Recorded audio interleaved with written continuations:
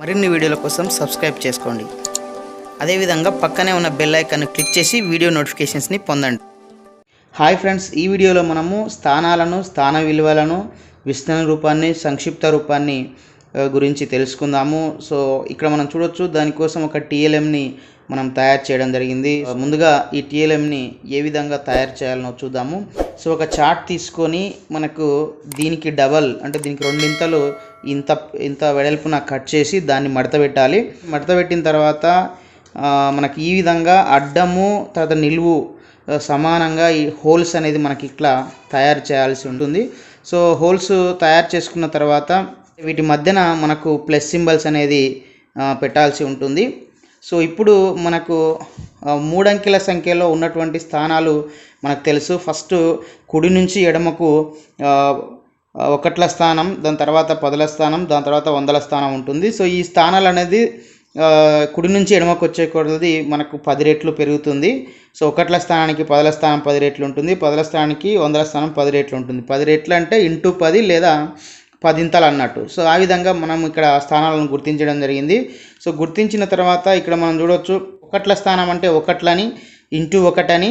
So 1లో 0 లేదు కాబట్టి ఇక్కడ మనం ఏం రాయడం లేదు. సో 10ల స్థానంలో 10లని ఇంటూ 10 అని, 10లో ఒక 0 ఉంది కాబట్టి ఒక 0 ఇక్కడ రాయడం జరిగింది. సో అదేవిధంగా 100ల స్థానంలో 100లని ఇంటూ 100 అని ఇక్కడ 2 0 రాయడం జరిగింది. సో వీటన్నిటి మధ్య మళ్ళీ ప్లస్ అనేది ఉంచడం జరిగింది.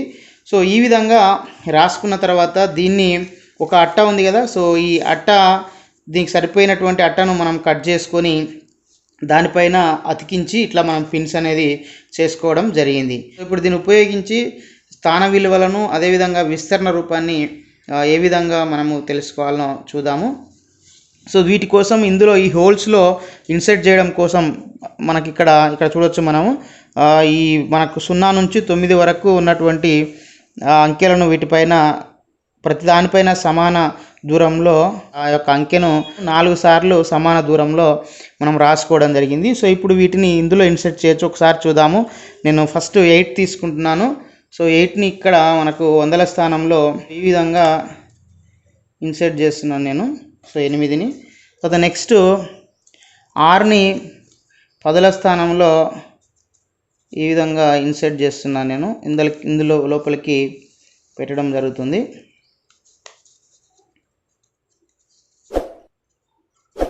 సో నెక్స్ట్ 2ని 1ల స్థానంలో పెడుతున్నాను నేను.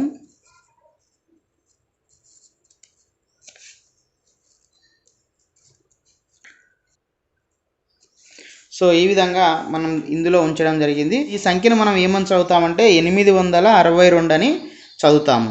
ఈ 862లో 8 యొక్క స్థాన విలువ మనకు ఎంత అవుతుందో చూద్దాము.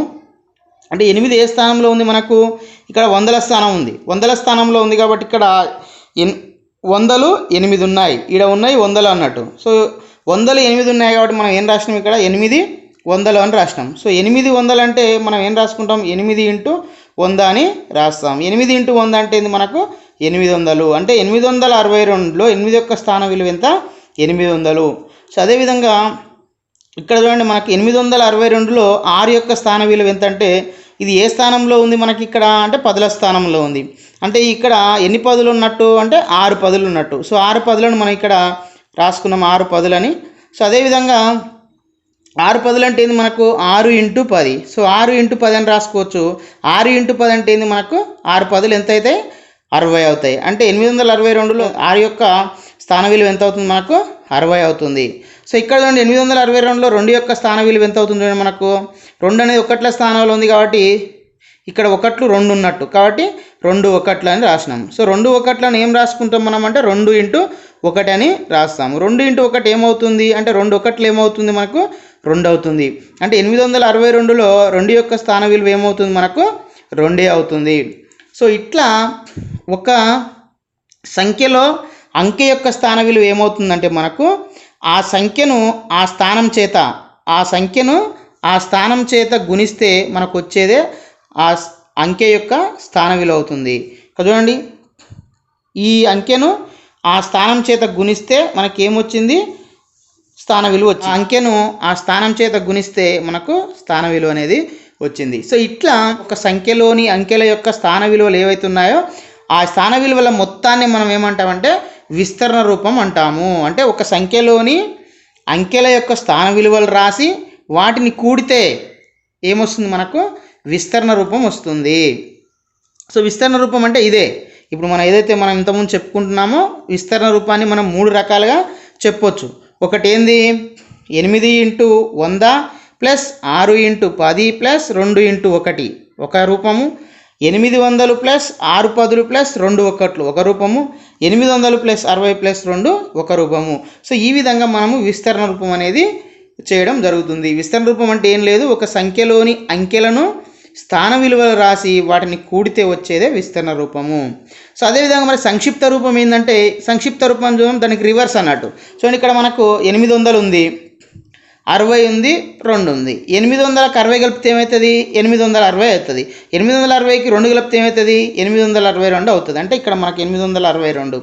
ఈ పై నుంచి కిందికి ఏమో విస్తరణ రూపం, కింద నుంచి పైకి ఏమో మనకు సంక్షిప్త రూపము. పై దానికి కింద ఈ విధంగా రాస్తేనే మనము విస్తరణ రూపం అని చెప్తాము. సో ఈ విధంగా మనము స్థానాలు, స్థాన విలువలు, విస్తరణ రూపము, అదేవిధంగా సంక్షిప్త రూపాన్ని ఈ టీఎల్ఎం ఉపయోగించి మనం చాలా సులువుగా నేర్చుకోవచ్చు. సో ఈ వీడియో మీకు నచ్చితే లైక్ చేయండి, షేర్ చేయండి. ఇలాంటి ఎడ్యుకేషనల్, ఎంప్లాయ్మెంట్, టెక్నాలజీ సంబంధించిన పొందడం కోసం మా యొక్క యూట్యూబ్ ఛానల్ వెంకట్బిటిని సబ్స్క్రైబ్ చేసుకోండి. Okay friends, thanks for watching this video. Bye, have a nice day.